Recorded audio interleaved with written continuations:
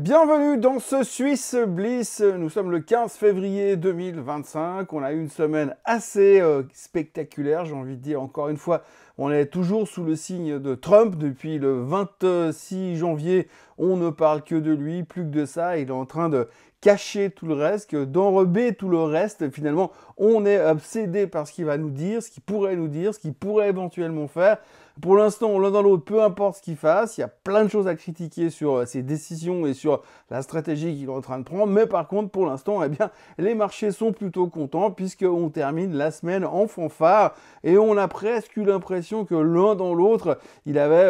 J'ai envie de dire qu'en gros, il a quand même réussi à cacher ce qui ne va pas parce que c'est vrai, on continue à avoir 2-3 problèmes sur l'inflation. Mais ce qui est assez fou sur l'inflation, on va en reparler tout de suite, c'est que finalement, les annonces de Trump, ce qui est en train de se passer autour, j'ai envie de dire, du niveau géopolitique, eh bien, on fait disparaître la problématique de l'inflation, puisque vous avez tout à fait bien compris, si les chiffres de l'inflation qu'on a eu cette semaine étaient sortis il y a 4-5 mois en arrière, je pense que le marché n'aurait pas terminé la semaine de la même manière.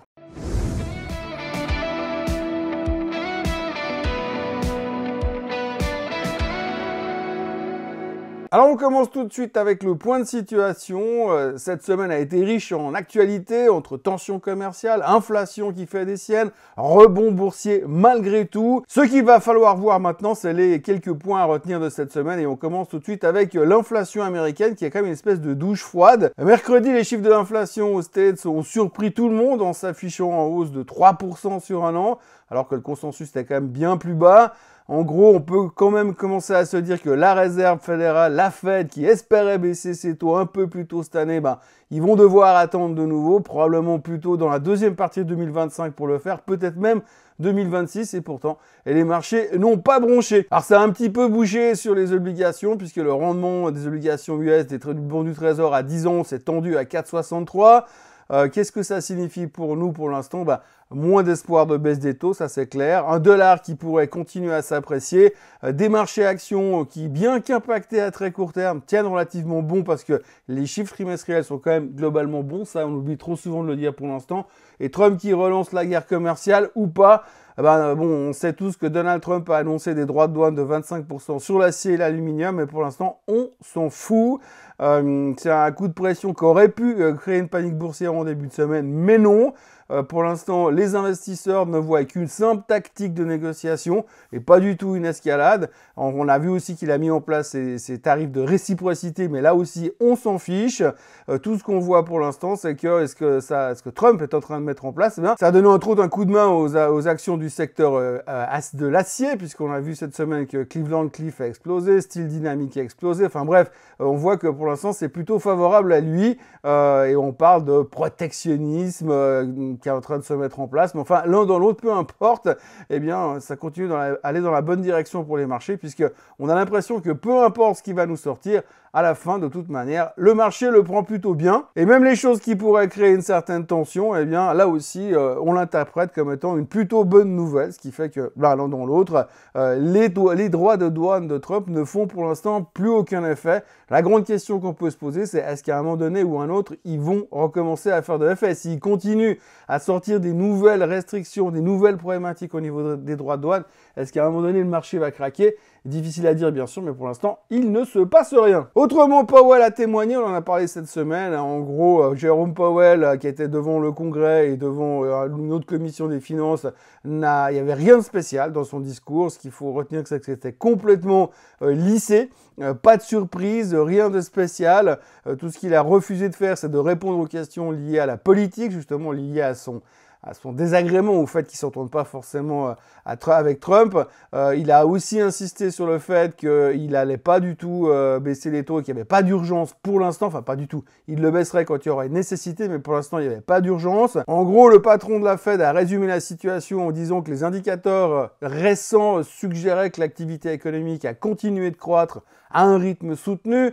Le PIB a été en croissance de 2,5% en 2024 et c'était soutenu par la résilience résilience des dépenses de consommation, et donc il n'y a donc pas d'urgence à baisser les taux. Le marché n'attendait à rien d'autre, si ce n'est que la probabilité d'une baisse des taux en 2025 est en train de fondre comme neige au soleil.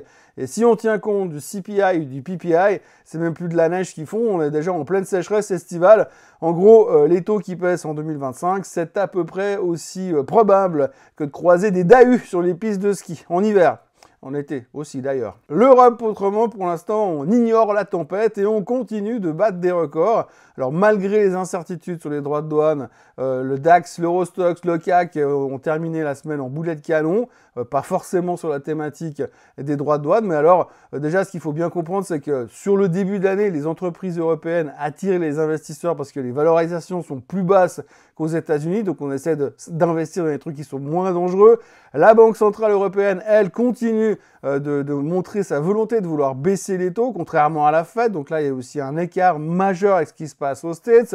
Et on a surtout, depuis quelques jours, vous l'avez entendu, un espoir d'accord de paix en Ukraine qui a poussé tout ce qui est énergie à la baisse, qui a boosté les valeurs industrielles européennes. En Suisse, eh bien, le SMI a terminé la semaine en hausse à 12 853. Malgré les craintes sur l'inflation américaine, les investisseurs restent relativement confiants parce que les résultats des entreprises sont globalement solide. Et l'inflation en Suisse est restée sous contrôle à 0,4% en janvier. Et puis, on retient bien sûr, comme d'habitude, que la Suisse joue toujours son rôle de valeur refuge en Europe, ce qui attire quand même pas mal d'investisseurs. Enfin, mais le SMI a cependant rejeté les plus hauts historiques en fin de semaine, tout comme l'a fait le CAC 40 à Paris. Moralité, en gros, et pour l'instant, ce qu'on peut dire sur cette semaine, c'est qu'on a assisté à un retour en grâce des actions européennes face aux valeurs américaines. Enfin, pour le moment, on notera encore qu'en Suisse, les prix à la production et à l'importation ont cru en janvier, étaient en hausse de 0,1% par rapport à décembre. Mais bon, ils affichent net un repli de 0,3% sur un an. Oui, je sais, ça vous change pas la vie et je vous dis pas comment moi je me sens mieux en revanche. Et puis, autrement alors, toujours au chapitre macro, en Angleterre, le PIB a progressé de 0,1% au quatrième trimestre. En Allemagne, l'inflation a été confirmée à 2,3% en janvier, reprenant sa trajectoire baissière. Et en Suisse, eh bien, dont je vous l'ai dit, elle est à 0,4% sur janvier contre 0,6% en décembre. Du côté de l'Ukraine, vous l'avez entendu, Trump est en train de secouer la diplomatie mondiale, donc il devrait rencontrer Vladimir Poutine. Ils se sont déjà parlé la semaine dernière avec la possibilité de négocier immédiatement la fin du conflit. Alors les Européens, ils sont pas contents du tout parce qu'ils veulent participer aux discussions, mais pour l'instant, ils n'ont pas l'air vraiment concernés par les deux géants, on va dire. Le marché a immédiatement réagi avec un pétrole en baisse qui anticipe un retour déjà éventuel des flux russes. Alors la grande question, c'est qu'est-ce que ça pourrait changer, cette fin de guerre éventuellement? Alors si des négociations venaient à aboutir, ça pourrait donc alléger l'inflation énergétique en Europe et relancer encore une fois la croissance. Mais bien sûr, c'est encore un peu trop tôt pour crier victoire, vu que les Européens sont en train de hurler à la mort parce qu'ils ne sont pas impliqués dans les négociations et que, selon les stars de la politique européenne, Gabriel Attal, Emmanuel Macron, un accord trop rapide serait une capitulation pour l'Ukraine et très mauvais pour l'Europe à long terme. Alors je crois pouvoir dire honnêtement que Poutine et Trump s'en foutent totalement de leur avis, mais enfin bon, on verra ça ces prochains temps. Autrement, du côté des marchés obligataires, avec les chiffres de l'inflation plus élevés que prévu, les rendements des obligations ont pas mal bougé cette semaine. Le 10 ans américain a touché les 4,63 mercredi, avant de retomber à 4,45 vendredi. En Europe, le spread franco-allemand est passé sous les 70 points, une première depuis juin 2024. Alors pourquoi est-ce que c'est important? On sait bien que ces taux influencent plus ou moins tout, les coûts de financement des entreprises, le marché immobilier, les décisions des banques centrales. Et pour les investisseurs, ça veut dire moins d'espoir d'une descente rapide des taux pour l'instant. Et conclusion, en gros, de cette semaine, eh bien, c'était très agité, mais l'un dans l'autre quand même très optimiste. L'inflation est trop haute, Trump joue au poker avec le commerce, et pour l'instant, les marchés boursiers font complètement fi des mauvaises nouvelles. En gros, ils s'en foutent totalement. Et les marchés continuent de parier sur une économie mondiale qui tient bon, malgré les incertitudes, et surtout, ils se foutent complètement des nouvelles économiques tant que Trump continue de taper sur le tambour pour ranimer l'économie mondiale. Du côté des performances de la semaine, alors vous le voyez, c'est l'explosion sur le Hang Seng qui prend 7%, le DAX qui prend 3,33%, le SOX qui reprend 3,03%, le Dow Jones de 84, le Nasdaq de 58, bref, tout est dans le vert. Le SMI plus 1,8% sur la fin de la semaine, le Bitcoin prend 1%, c'est pas l'euphorie totale, mais bon, ça monte, tout est dans le vert, et vous voyez que finalement, le seul truc qui est en baisse cette semaine, c'est le pétrole qui perd 0,3% sur la semaine. La raison de la baisse du baril, bien sûr, c'est les tensions qui pourraient diminuer, voire disparaître entre la Russie, enfin la guerre qui pourrait se terminer entre la Russie et l'Ukraine, et donc du coup, faire baisser cette, comme je le disais il y a quelques instants, cette inflation énergétique. Du côté du SMI, vous le voyez, il y a du rouge un peu sur la semaine, mais ce qu'il faut retenir, c'est quand même qu'il y a beaucoup de vert, hein. Le Richemont qui prend 4,5%, ABB 3,10%, Holcim plus 3,44%, Logitech plus 4,6%, Nestlé, évidemment, qui est la star de la semaine, plus 6,43. Et vous avez à côté de ça Swisscom qui a raté ses résultats, on va y revenir. Geberit qui prend 5,25%. Alors pourquoi Geberit prend 5,25% cette semaine? Je vous parie qu'ils sont déjà en train d'anticiper qui va profiter de la reconstruction en Ukraine. Donc forcément, ils devraient en bénéficier sur le long terme. Sika plus 4,76%, Partners Group plus 2,63%. Et puis vous avez Givaudan qui prend 5,43% également. Donc voilà, encore une fois, une relativement bonne semaine en termes de performance sur le SMI. Du côté des graphiques, alors vous voyez, le SMI, c'est tout bonnement du délire. Difficile de trouver quoi que ce soit à dire sur un graphique comme ça, c'est vertical, hein. Vous voyez que la tendance est tout simplement délirante depuis quelques semaines. Voilà, il fallait simplement se mettre longue à Noël et puis attendre. SMI qui avait rien foutu depuis des semaines se retrouve aujourd'hui dans une tendance haussière qui est verticale, trop verticale pratiquement, parce que ça va beaucoup trop vite, et à un moment donné, ça va s'arrêter. Alors vous voyez que si on regarde le reversal qu'on a fait en fin de semaine sur le SMI, eh bien, on se retrouve exactement sur les niveaux des plus hauts historiques, plus ou moins, puisque les plus hauts historiques se situent ici. Donc, on va mettre une tendance depuis là, le point haut, et vous voyez qu'on est pile dessus, et que finalement, eh bien, on s'est arrêté juste dessus. Donc on n'a pas terminé au plus haut sur la Suisse, mais on en est plus très loin. Donc il y a quelque chose d'énorme qui est en train de se passer. Évidemment, quand on voit ce genre de configuration sur la Suisse, si les marchés continuent à se comporter comme ça, vous voyez ce qu'on va se faire dans l'autre sens sur le marché suisse. C'est tout bonnement spectaculaire. Un marché dont plus personne ne voulait. On en a assez parlé ces derniers temps. Souvenez-vous quand même, on a beaucoup souffert dans cette période où il ne se passait strictement rien, l'un dans l'autre sur le SMI, où toutes les actions étaient dans le coma, et là tout d'un coup vous avez le réveil de beaucoup de monde. On va le voir tout à l'heure, mais du coup les gros noms sont en train de se réveiller, et c'est la course au sac pour aller chercher les nouveaux records sur les indices boursiers suisses. Et donc c'est juste incroyablement spectaculaire. Là c'est clair qu'on bénéficie un peu du retour des défensifs, mais le SMI est tout bonnement impressionnant. Aux États-Unis, on est juste sur les plus hauts historiques. On va dire qu'on termine au plus haut de tous les temps sur les États-Unis. Je crois que ça ne se joue pas à grand-chose, mais enfin, peu importe. On est dessus. On cherche les plus hauts. On est en train d'essayer de voir si on arrive. Bon, là, c'est clair, il faut qu'on casse. Il faut qu'on aille chercher plus haut maintenant pour entamer une nouvelle session, une nouvelle dynamique haussière. Vous voyez qu'on est dans ce triangle que je vous montrais l'autre jour déjà. Si on revient là-dedans, on va de nouveau se traîner encore un moment. Il n'y a pas de danger à court terme, mais on va se traîner. En revanche, si on arrive à casser, on devrait avoir une accélération qui devrait représenter une certaine amplitude. Mais bon, ce ne sera pas non plus monstrueux. Il faut dire qu'on est vachement haut et vachement cher. Mais il y a 250 points à gagner encore. Si on arrive à casser, on devrait aller chercher depuis là les 6300, 6350 sur le S&P 500 ces prochains temps. On verra les résultats, hein. Vous savez que dans quelques jours, il y a Nvidia, mais ce sera pour la semaine d'après, durant les vacances de ski des Genevois, et qu'il y aura les publications de Nvidia. Et on verra comment ça va nous emmener. Mais en tout cas, pour l'instant, il y a de nouveau un gros optimisme qui souffle sur les marchés américains. Le Nasdaq, même configuration. Vous voyez, on est aussi au plus haut de tous les temps sur le Nasdaq. Donc, on est en train de préparer les cassures. Alors, c'est vrai qu'en termes de valorisation, je le disais en introduction, les actions suisses les actions européennes sont moins chères en termes de valorisation que les Américains. C'est pour ça qu'ils ont peut-être plus de peine à démarrer, mais en même temps, si ça démarre, il y a plus de croissance et il y a plus de dynamique dans les actions américaines, donc on risque d'accélérer beaucoup plus par la suite, surtout quand on voit la verticalité des indices européens et de l'indice suisse. En ayant moins le Nasdaq, de nouveau, il faut qu'on sorte, hein. Il faut clairement qu'on arrive à sortir de cette résistance ici pour aller chercher plus haut. Mais là aussi, encore valorisation, pas bon marché. Et puis même si aujourd'hui on prend relativement bien les tensions commerciales américaines, parce qu'on s'en fout surtout, si jamais il y a quelque chose de mauvais intérêt qui vient dans l'autre sens, ça peut aussi se retourner très vite. Mais enfin, pour l'instant, l'optimisme est de mise, donc on ne va pas peindre non plus le diable sur la muraille. Mon SOX adoré, encore et encore, hein, donc je vous le dis et je vous le répète, c'est un indice qui est un indicateur avancé, donc quand lui commencera à casser dans une direction ou dans une autre, eh bien on sera plutôt satisfait. Pour l'instant, on est toujours dans un range, hein, vous voyez que si les autres indices sont en train de tester les plus hauts historiques, le SOX est encore très très loin, puisqu'on est à les plus hauts historiques frisent les 6000 et que pour l'instant on se traite à 5160.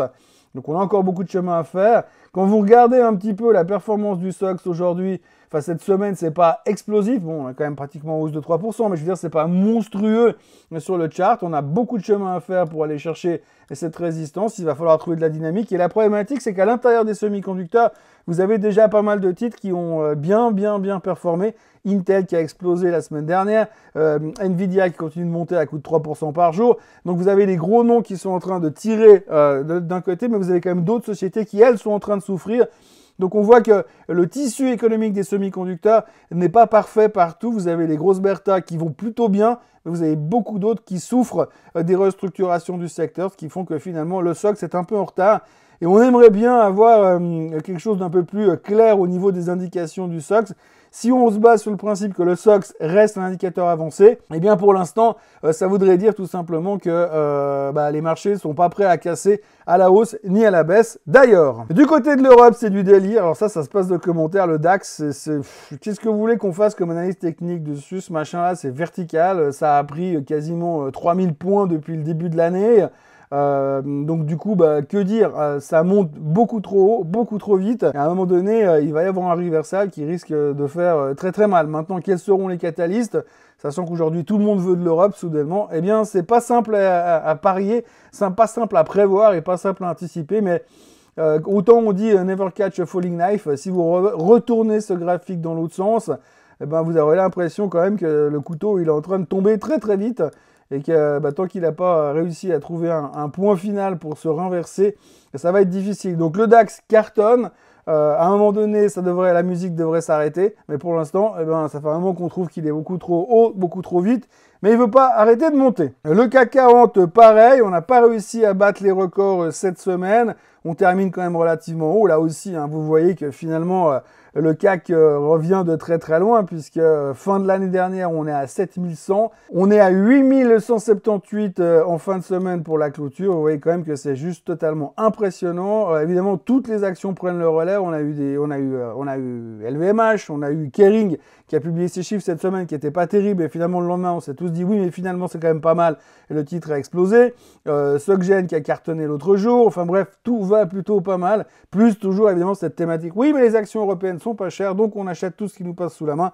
Résultat, le CAC 40 est quasiment au plus haut de tous les temps aussi, mais là aussi, comme vous voyez, la performance à très court terme, c'est tout simplement ahurissant. C'est trop vite, trop fort, trop intense.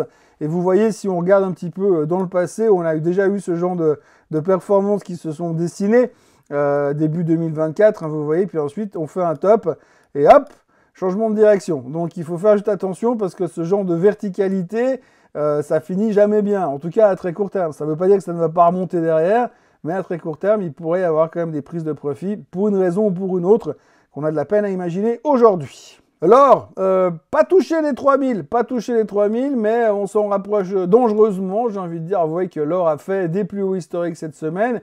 Il termine au plus mal, j'ai envie de dire, sur la semaine. Mais ça continue à être dans la tendance. Maintenant, attention, vous voyez quand même que c'est un tout petit peu cher dans les extensions ici. Donc à un moment donné, il peut y avoir une correction. Ça ne va pas changer grand-chose. Hein. Si vous regardez les chiffres, on peut envisager un retour dans le pire des cas, mais tout le monde en achète, tout le monde veut de l'or, tout le monde parle que de l'or. Les banques centrales achètent de l'or à coups de millions de lingots, donc ça devrait continuer à monter. Pour l'instant, on se cherche, mais attention quand même à ce reversal en fin de semaine qui pourrait à court terme indiquer un petit peu de faiblesse. Et puis alors le pétrole qui va dans tous les sens, on a eu une semaine, on va dire, bicolore, puisque du vert en début de semaine, du rouge en fin de semaine.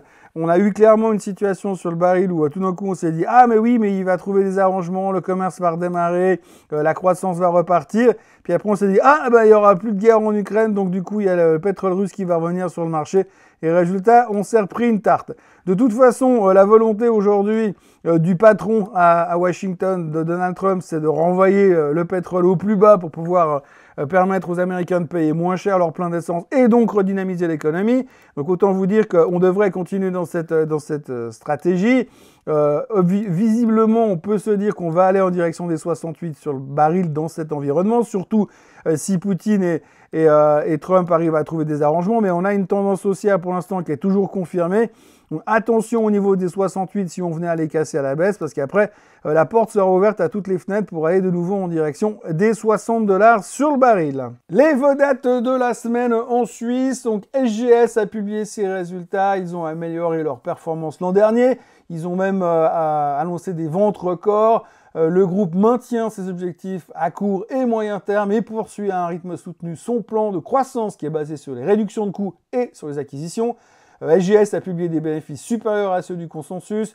Pour le reste, les ventes et la croissance organique ont été conformes aux attentes. Les ventes sont de 6,79 milliards en hausse de 2,6% par rapport à l'an dernier. Et le résultat d'exploitation est de 904 millions de francs suisses en hausse de 5,5%.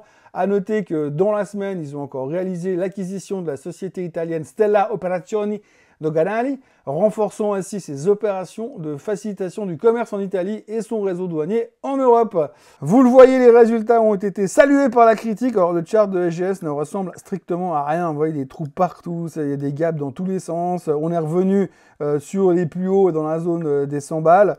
Si vous regardez sur l'historique, on a encore bien du chemin à faire pour retourner tout en haut. Mais néanmoins, les chiffres étaient bons, ça a été relativement bien pris. D'un point de vue purement tendance, on est au moins dans une tendance haussière, ce qui est déjà pas mal. On a une hausse progressive, mais vous voyez que vu les mouvements quand même, on a de la volatilité potentielle. Le bas du canal se situe autour des 88 et le haut du canal est autour des 103. Donc attention si on vient chercher passer au-dessus des 100 ces prochains temps. Il y a eu 2-3 upgrades qui pourraient peut-être encore dynamiser un petit peu SGS ces prochains jours. Chez Landis+Gyr, le spécialiste zougois de la gestion d'énergie, eh bien, on a fait un profit warning. L'entreprise a une nouvelle stratégie et se détourne des activités de bornes de recharge, ce qui va entraîner la suppression de 200 postes. Le marché n'a pas trop aimé et le titre a perdu 22% la semaine dernière sur l'annonce. Du côté du chart, je crois que ça se passe de commentaires. Vous voyez que l'annonce a vraiment pas plu et donc là, on parlait tout à l'heure sur le DAX de Never Catch a Falling Knife inversé. Si vous prenez ce chart et vous le retournez dans l'autre sens, vous aurez l'impression que vous avez plus ou moins le graphique du DAX. Donc on peut se poser les mêmes questions. Aujourd'hui, Never Catch a Falling Knife, je pense qu'il faudra regarder à quel moment Landis+Gyr tentera de s'arrêter. Mais pour l'instant, c'est pas beau du tout. Et la pression vendeuse est énorme. Vous voyez que les derniers points bas qu'on avait fait correspondent à 2022 et 2021. Même au Covid, on n'avait pas été si bas. Donc attention, parce que si on va s'établir en dessous des 49 francs suisses, vraiment de manière durable, ça veut dire que la porte est ouverte pour aller bien plus bas sur Landis+Gyr. AMS Osram a enregistré un chiffre d'affaires de 882 millions d'euros, en baisse de 3% sur l'année. La marge EBITDA ajustée de 150 millions d'euros est la même sur la période 2023, ce qui est un signe que la politique d'optimisation des coûts et de la société fonctionne plutôt pas mal. Et c'est surtout ce qui a plu aux intervenants. Le chiffre d'affaires de la division Lampe et Systèmes a augmenté 18% par rapport au trimestre précédent pour atteindre 275 millions. Et dans la division des semi-conducteurs, le chiffre d'affaires des opto-semi-conducteurs s'est élevé à 350 millions, légèrement plus faible que l'an dernier. Et surtout, AMS a tout de même réduit sa perte de moitié. Alors vous me direz, oui, mais c'est quoi un opto-semi-conducteur? Tu dis ça pour faire genre, mais en fait, t'en sais rien, tu sais pas ce que c'est. Eh ben, c'est faux. Un opto-semi-conducteur, c'est un semi-conducteur qui est capable d'interagir avec la lumière. En gros, ce sont des composants électroniques qui convertissent la lumière en électricité, comme les cellules photovoltaïques ou l'électricité en lumière comme les LED et les lasers. Et toc, merci ChatGPT. Bref, ce qu'il faut retenir sur AMS, c'est que, comme le dit le management, ils sont prêts pour la croissance en 2025 et le marché était d'accord avec eux. Alors sur le graphique, d'accord, ça ne change pas grand-chose, mais vous noterez quand même que si on zoome dessus, vraiment fort, voilà, on a quand même eu une relativement belle semaine. Alors c'est vrai que quand vous partez de 6,40, c'est pas très impressionnant sur le long terme, mais à court terme, là vous étiez à 10 jours, on était à 6,30, 6,40, et là On finit quand même la semaine à 8,87 avec un top à 9,14. Donc vous voyez que les gens sont en train de tenter quelque chose. Hein, mais pour l'instant, on a encore pas mal de chemin à faire si on veut croire que AMS Osram est de retour dans ces belles années qui commencent quand même à dater un tout petit peu, parce que si on regarde les highs du graphique, les plus hauts, vous voyez qu'il faut remonter quand même passablement en arrière. Beaucoup en arrière avant de trouver des niveaux satisfaisants. Vous voyez qu'on a quand même un record à 441 en novembre 2017. Bon bref, on n'y est pas encore, mais ça va un tout petit peu mieux. En tout cas, les chiffres étaient encourageants et le marché a plutôt bien apprécié. Les ascenseurs Schindler, donc ils ont le constructeur d'ascenseurs a annoncé un tassement de ses recettes en 2024, des recettes qui ont fléchi à 2,2% à 11,2 milliards de francs suisses. Plusieurs mesures ont quand même permis d'engranger un bénéfice net en forte hausse, qui a franchi la barre du milliard de francs suisses. Et le titre Schindler a été relativement bien recherché après la publication. Le groupe a soigné sa rentabilité l'année dernière et les actionnaires seront récompensés par un dividende en hausse. Et puis tout ce qui va être lié à la construction, s'il y a des espoirs d'amélioration du côté de l'Ukraine, va en bénéficier. Voilà, annonce de résultats plus guerre en Ukraine qui pourrait se régler. Vous voyez qu'il y a une accélération de la hausse sur Schindler qui revient quand même de loin, puisque en 2023 on était beaucoup plus bas, mais vous voyez que pour l'instant la tendance se confirme et s'accélère, j'ai envie de dire.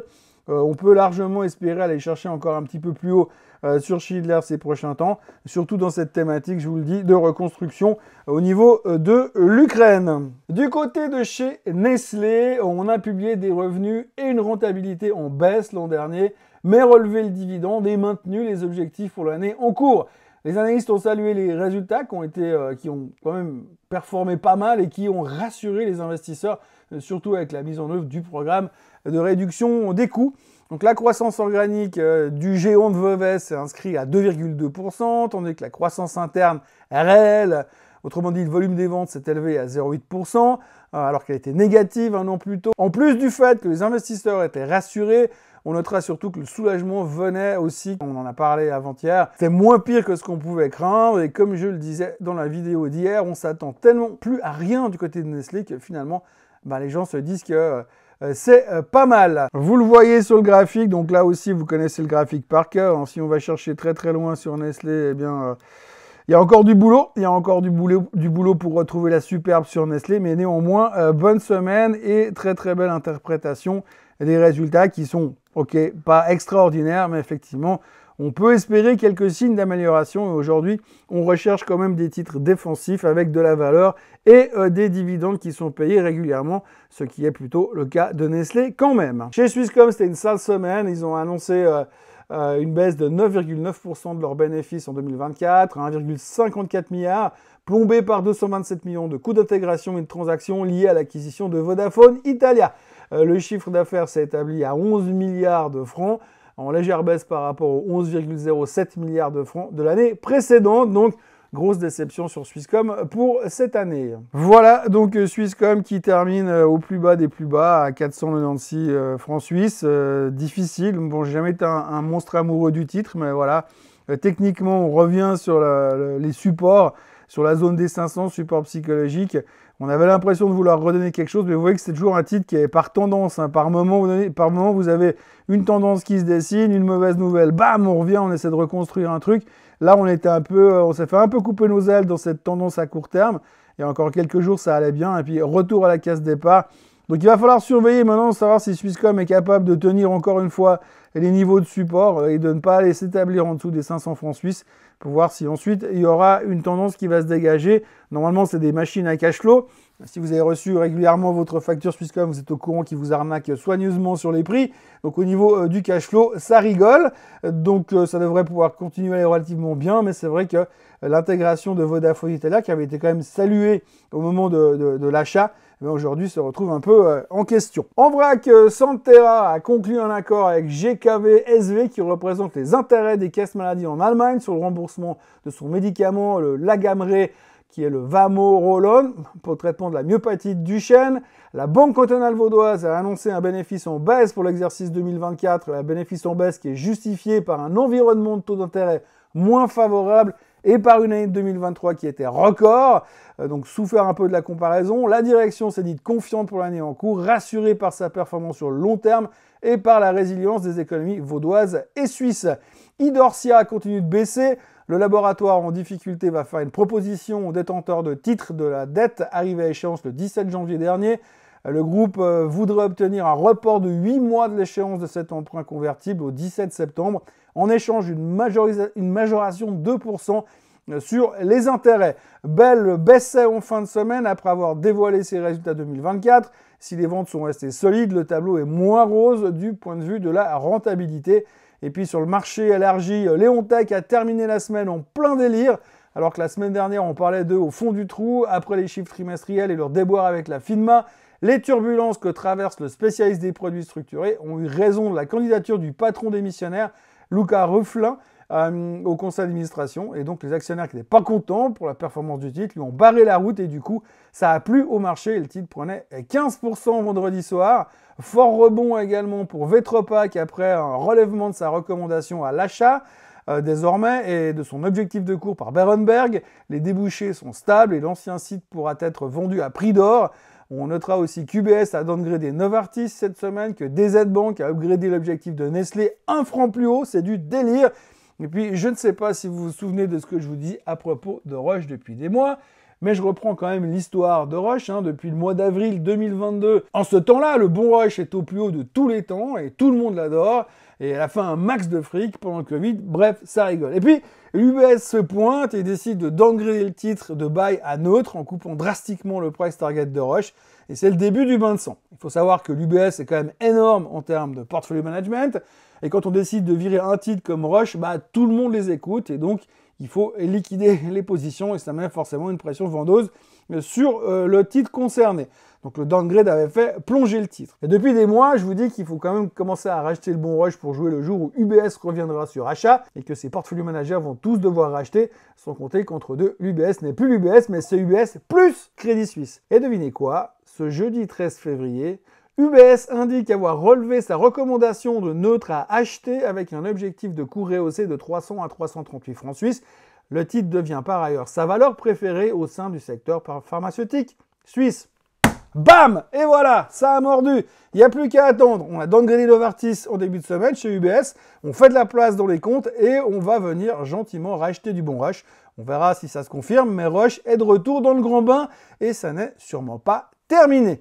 Voilà, en tout cas, cette fois, dans cette histoire, je pourrais dire, je vous l'avais dit. Voilà, je crois que c'est tout pour cette semaine longue et compliquée qui était bien chargée. La prochaine sera pas mal non plus, avec les interventions de Trump, le PIB japonais, le CPI français, les interventions de Trump, les minutes du FOMC meeting, les interventions de Trump, le Z2W et les interventions de Trump et le Z2W en Allemagne, sans compter la paix en Ukraine, la démission de François Bayrou et la probabilité que lundi soit fermé puisque c'est President Day aux États-Unis. Pour le reste, vous connaissez la recette, vous likez, vous partagez, vous vous abonnez à la chaîne Suisse Côte en français, vous commentez si vous voulez. Nous, on se voit lundi matin. Oui, je sais, les marchés américains seront fermés, mais on trouvera quand même des trucs à raconter. Ce sera un nouveau Morning Bull Live et d'ici là, excellent week-end à tous, profitez bien et à lundi. Bye bye.